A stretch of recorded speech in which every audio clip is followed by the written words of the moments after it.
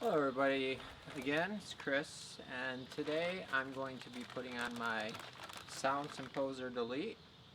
Hence I have the car up on the ramps right now. I'm also going to be doing an oil change and hopefully being able to get to this baffle here. The website said that it was an easy install. It looks pretty tight in there, so we'll see if we can get to that today. So let's get rolling. Now there are a few different ways you can go about installing this suppression chamber delete, but I'm going to go ahead and go with Mountune's directions, in which I have no affiliation with, but ordered the part through them, and they have great quality products, which I've been using for the past. I'm going to go ahead and go through the route of under the car. First thing we're going to have to do though is remove the panel, which I just happen to be doing an oil change, so it needs to come down anyways, and route up. The other possible way to do this is by doing like we did the Mountune recirculation valve, where we took the right front wheel off and were able to get to it at that point. Alright, these are referred to as cert clips. As you can see, they have two openings that as I open the handle, they open up also, spreading the clip, enabling me to pull it out. They also have another feature, which these happen to be a little bit handy, because you can also do reverse cert clips. When you want to tighten it, close the handle and it shuts. This is an essential tool to make this install work. Now these parts are not the easiest to get to, but as you can see right there next to the recirculation valve, you see that round silver cylinder sticking out of the turbo housing. That is the sound suppression chamber. What we're going to be doing is removing that piece and installing another one in which I can put a closed end piece of Samco hose over so it does not release any air out of that center circle, making that whistling kind of honing noise. To do this, as you can see, we're going to need to use cert clips to get it attached, and then from there we're going to be able to just pull it right out.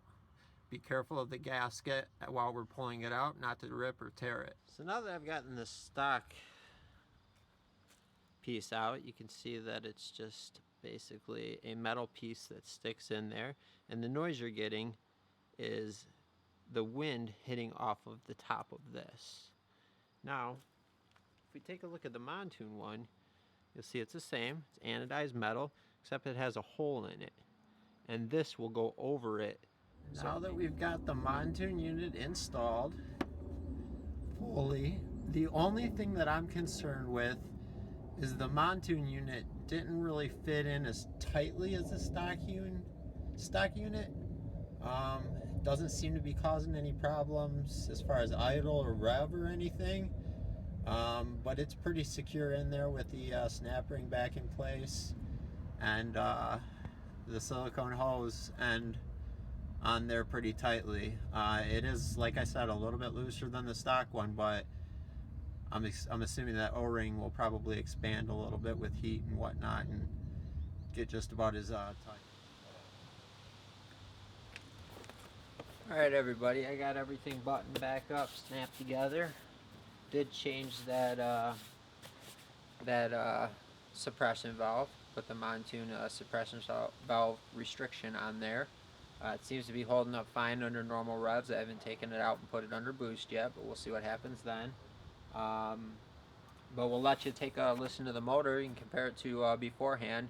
It is a lot quieter as far as odd wind-like noises and howling type noises, and it's a little bit more robust now when the turbo spools, and it's clearer, and it has a lot more definition to the turbo itself spooling, and then the obviously the bypassed air being released. So start her up.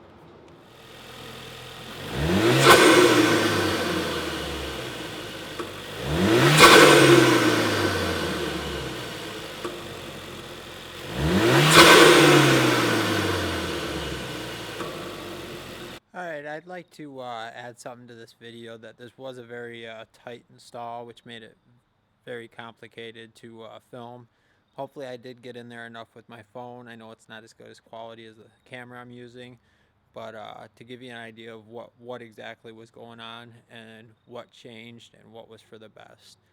If you like the video, you want to see more, keep subscribing. I've still got more to put on.